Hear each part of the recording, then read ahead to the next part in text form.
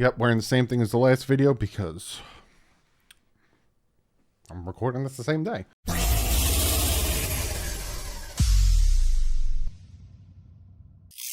What is up, Finn fans?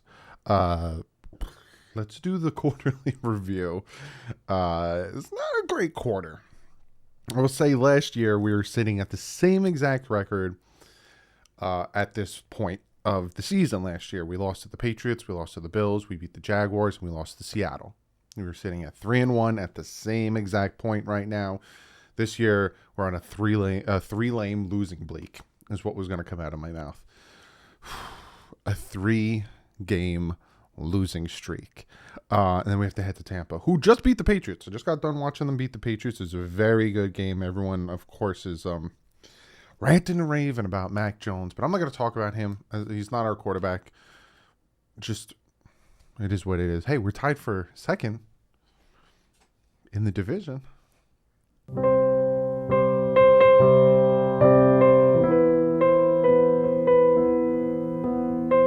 But before we jump into, the quarterly review, I got to shout out my guys, Patch Vibes.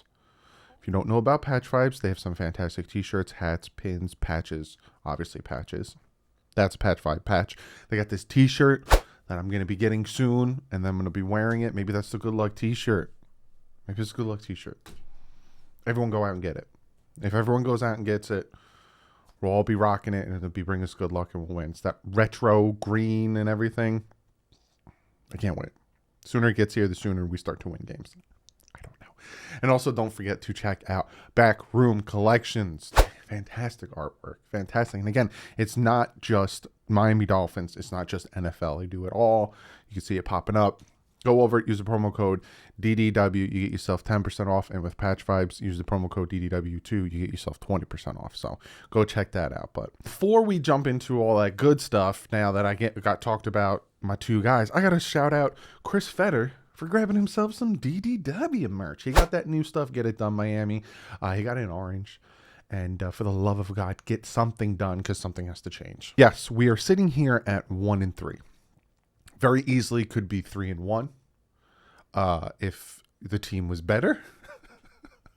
I don't think we would have beat the Bills, regardless of how things could have perspired or prespired in that game. I think the Bills just had our number, even though there was a ton of times we were in the red zone.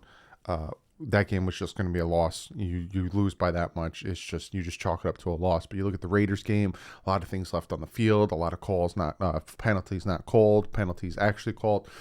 A lot was left to the refs, I guess you can say, that shouldn't have been.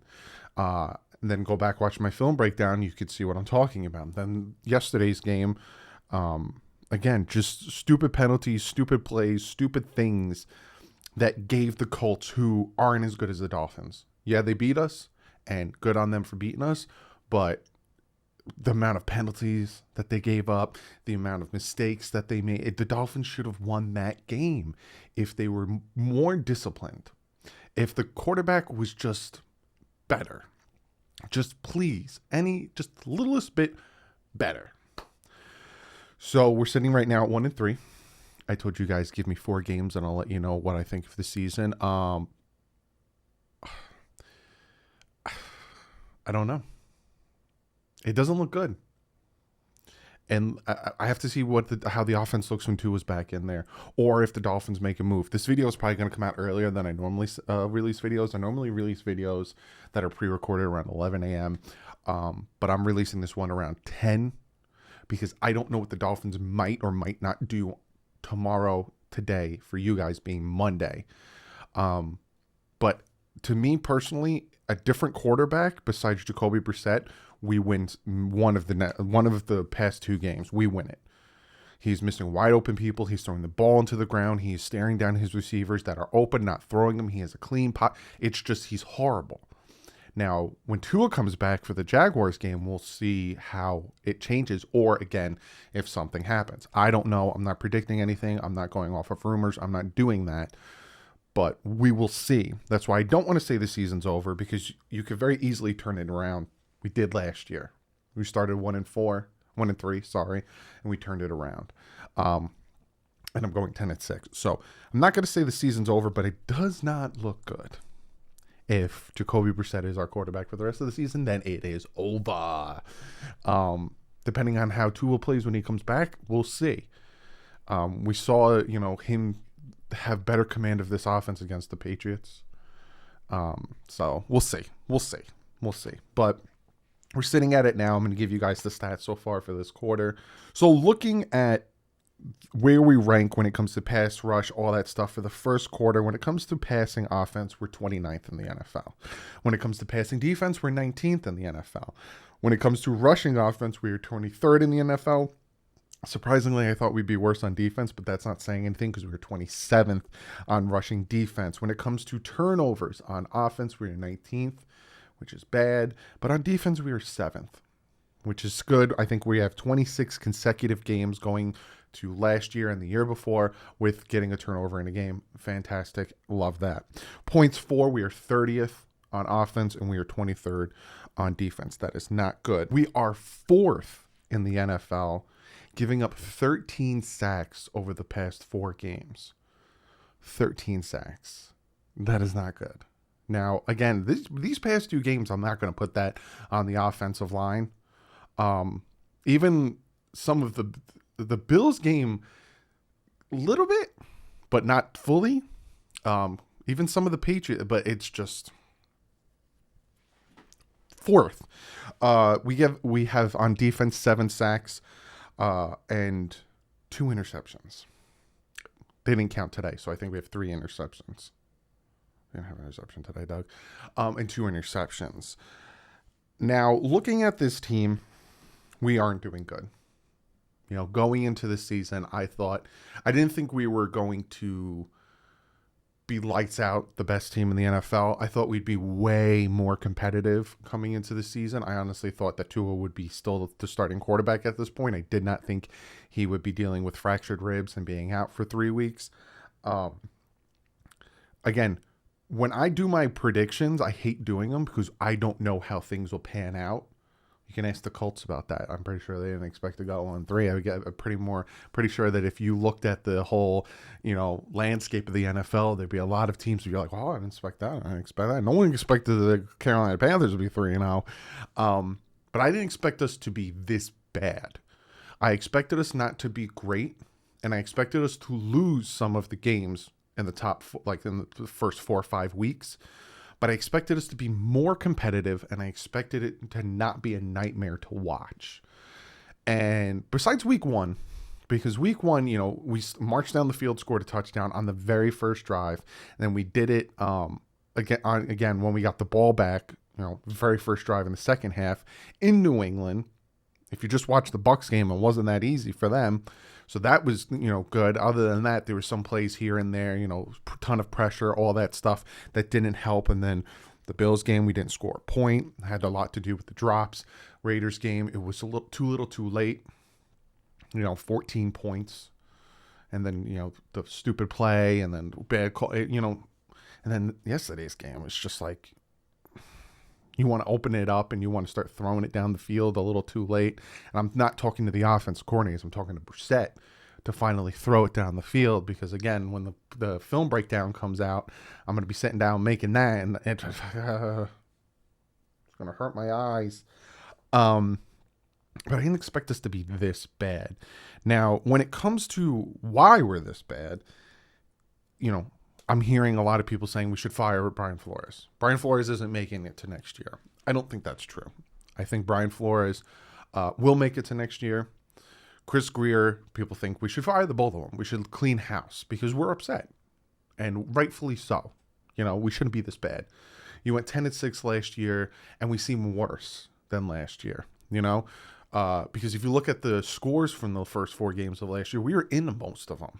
Whereas these scores, it seems like we're never in these games besides the Patriot game. So, rightfully so, people are dumbfounded and don't understand how we regressed. Where's the regression and why is it happening? Is it Brian Flores? Does he not, have command of this team? And you could see a little bit of discipline problems. And I'm not talking about, yelling at, but like the tackling is really, messy. Offsides on the punt gave him the first down yesterday. There's a lot of these penalties that are happening that shouldn't be happening. The tackling shouldn't be. The fumbles are it's very messy. Very messy, and that goes to the head coach. And then there's some play calls that goes to the dual OCs, which why do we have dual OCs? Why didn't we just go out and get a top name offensive coordinator? Why are we trying to be fancy and bring within like we did with the GM? That all goes to the head coach as well.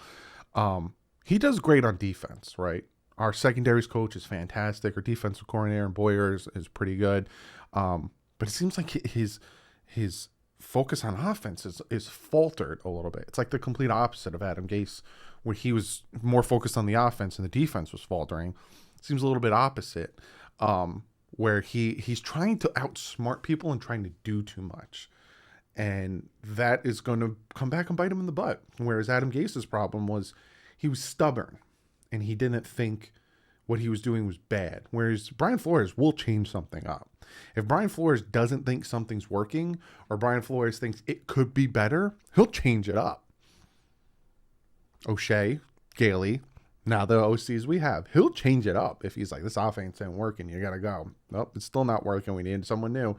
And now he's probably like, well, what are we going to do? We have two OCs and this offense still ain't working. So I don't know what, again, there's a reason this video is coming out when it's coming out. I don't know if he's going to make a move. So if he does, I'll obviously make a video. And then Chris Grier, right? And I don't know if bringing in talent, and I don't know if all that stuff and signing free agent, who has the final call. I think it is Brian Flores. But I went back and I looked at the past two free agencies. I didn't look at 2019's free agencies because that's when they were tearing it down and setting up for whatever was going to happen, right? You look at 2020, and there's four players that you would think, why wouldn't the Dolphins try to make a move to sign them? Now, them getting Byron Jones, I like that move. I think Byron Jones doesn't get enough respect. I think Byron Jones doesn't get enough credit where it is due. And we saw that in this game when Coleman came in. It was like a different defense.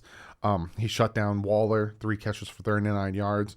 So that signing in 2020, I'm not upset with. But, like, we don't go after Njoku, who then goes to what? Baltimore, then he goes to the Raiders. We don't go after Brandon Scherfs, who's still with Washington. We don't go after Jack Conklin. We don't go after Judon, who is now with the Patriots. But instead, we give Kyle Van Noy $30 million guaranteed. Well, his contract isn't 30, but $30 million of his contract is guaranteed over, 4 years? And then Eric Flowers, to give him $19.95 guaranteed. Altogether, in those two players, about $50 million in guaranteed money. And Eric Flowers, they let him go. They let him go this offseason. And Eric Flowers is playing way better than any of the offensive linemen we have right now. How funny is that? So in about $50 million in guaranteed money, and I like the Eric Flowers signing. Eric Flowers was not the problem. They should have not traded away Eric Flowers back to Washington. They could have took that $50 million in guaranteed money and gave it to Scherf or Conklin or Njoku or Judon. And again, started putting the pieces. And then you look at this past free agency in 2021. Dolphins even came out and said, we're not going to go out big. We're not going to be spending money. You can't always get what you want, this and that. But you had Trent Williams, you had Joe Thuney, you had Lindsley, you had Zeitler, you had Karras and Andrews. Karras, who we let go, and then Andrews, who we thought we were going to brought in, but the Patriots end up signing them both. You don't sign any of them. And you think these rookies will bounce back. These rookies will have a good second year. You can't sit there and hope on that. Your job is to make the team better. But you let Eric Flowers go. And now he's doing better on Washington. He's a top-ranked guard in the NFL right now. That's on Chris Grier? Is that on Chris Grier? Is that on Brian Flores? Is that on them both? What happens there? You looked at Stephen Ross watching the Colts game, right? And what makes this worse is they just had this huge ceremony Saturday for the great Don Shula and the throwback jerseys, and you put that performance out on the field. And you have Stephen Ross sitting up in his booth, and who was sitting next to him, Roger Goodell. and he's sitting there chatting with Roger Goodell, talking to Roger Goodell. You can only imagine what they're talking about. I talked about it on Twitter. If you haven't, go follow me on Twitter. I kind of dropped a little bit of an Easter egg on Twitter about that. But you see him sitting up there, and he's got his binoculars at one point, and he doesn't look happy. So, a lot of you guys want Flores or Greer fired. Well, things don't change. And if they don't make a drastic move, if they don't make a drastic firing or hiring or signing, or DJ Fluker's still out there, I know he's still got to deal with some of his suspension, but he's still out there. Or, they don't make a trade for one of these offensive linemen. The Detroit Lions are trying to move an offensive lineman, or they don't make some type of move. Maybe Stephen Ross is like, you guys aren't taking this as aggressive as I want, and we'll see. We'll see. But as of sitting here at 1-3, first quarter of the season, extremely disappointing. Extremely disappointing. Not in the fact of being 1-3, because that is disappointing in itself, but in the way we are at 1-3 is what's extremely disappointing to me. And it goes from the top to the bottom. It goes through the whole entire team. The GM, the head coach, the OCs, the offensive line coach, the team. Extremely disappointing. I did not, and I always come with the motto, I'd rather be surprised than let down. I'd rather go into a game not expecting to win, and then we pull it off. Like next week. I don't expect us to beat Tampa. I do not expect us to beat Tampa. We pull that off, that's nice. And again, people saying, you're on something, Doug. I'll like to have whatever you're smoking. Any given Sunday, I've seen the 2-12 Miami Dolphins go into Monday night with Feely as their quarterback, beat the 12-2 New England Patriots. I've seen it happen. Not saying it's never going to happen, but is it likely? No. But, they got to turn it around. But extremely disappointing. The Raiders game, they didn't turn it on until the end. The Colts game, they didn't turn it on until the end. The Bills game, they never turned it on. It's like once Tua got injured, the air just went out of the team. And a lot of people like to say that the team doesn't care about Tua. The team doesn't give a crap about Tua. The team doesn't want Tua as the quarterback because the team didn't vote for Tua as their captain. We have no idea. Literally, Mac Hans came out and said, "Oh, you throw your name in a hat. You go up there and you say, I want to be the team captain, vote for me." We have no idea what happened when it came to the team captain voting. So all these people who are assuming things, all these people who are coming out and saying these things, what does that do? Because it really seems like once Tua got injured, the air went out of the team because they didn't score a point on offense. So you can say what you want about the kid, and you can say he's garbage, he's trash, we need to move on from him, whatever. But to say that the team isn't there for him and the team doesn't care about him and the team's probably happy that he got injured, I just can't with that. But like I said, very disappointing first quarter. Something's got to change. Defense can't keep relying on the defense to consistently get turnovers. They can't keep relying on the defense to put them in good field position. They can't rely on that. The offense needs to do something. The quarterback needs to do something. Whether it's Tua, when Tua comes back, if the offense is still stuttering, if Tua stares down, if Tua plays like Jacoby Brissett plays, I will rip into him just as bad as I'm ripping into Jacoby Brissett. Because I'm at the point now where something needs to change. We can't go 10-6 and then regress. 5-11, 10-6, and then no. And I said that in the offseason. Can't happen. Heads are going to roll. That can't happen. So I'm very even when it comes to my critiques and my assessment of people. So when Tua comes back, if he does the same things as Jacoby Brissett, I'm going to rip into him. I haven't seen him do the same thing as Jacoby Brissett with a clean pocket, stare down his receiver, and then see his receiver get open and still look at him and pump fake to an open receiver. And then I have not seen him do that. I have not seen him do that. Have I seen him wait for his receiver to get open? Yeah, I've seen that. I've seen a ton of quarterbacks wait for their not open. Now he's open. I've never seen a quarterback stare at an open receiver, pump fake at him, and then wait for him to run 3 yards back downfield to get I've never seen that. I've never seen a quarterback as bad as Jacoby Brissett. Now, I haven't been breaking down film back in the day when we had John Beck, but comment below. What are you guys thinking? And I know, be honest, don't curse though, because YouTube takes the curses comments away. So I have no control over that. But comment below. What are your thoughts on the first quarter? Are you like me and just extremely disappointed? What is your thought process? And comment of the day, I see a lot of this. So it's like a me letting you know I hear you guys, you know? A lot of people want Reed Sinnett to start against Tampa Bay. And Flying Flores already came out in his presser and said it ain't happening. So your dreams of Reed Sinnett starting aren't happening unless somehow Jacoby Brissett gets injured. But that means like a tank. I don't see him getting injured. But a lot of people say that anything is better at this point, and that's true. And maybe Reed Sinnett doesn't have whatever's going on with Jacoby, where he's staring down receivers and he's not getting the ball out quick enough. And maybe Reed Sinnett can fix that. But also, Reed Sinnett is a third-string quarterback, and Reed Sinnett wasn't claimed on another team. And Reed Sinnett, all the negatives I could say for a reason, you know. He's not that good. And he had that, you know, the Hail Mary against the Bengals third-stringers in the preseason, and everyone loves him, just like we liked Greg Camarillo for helping us beat the Ravens and not going, you know, winless. And we love all certain players because of certain iconic moments. But if you take a step back and look at it, he's not that good. But again, taking another step back, is he better than Jacoby Brissett? Because from what I'm seeing from Jacoby Brissett, it's not good. And I'm not looking forward to this film breakdown. My film breakdowns are normally around 45 minutes. This one might be about like 20, because I might just be like, he does this. See what he's doing here? He just keeps doing it all game.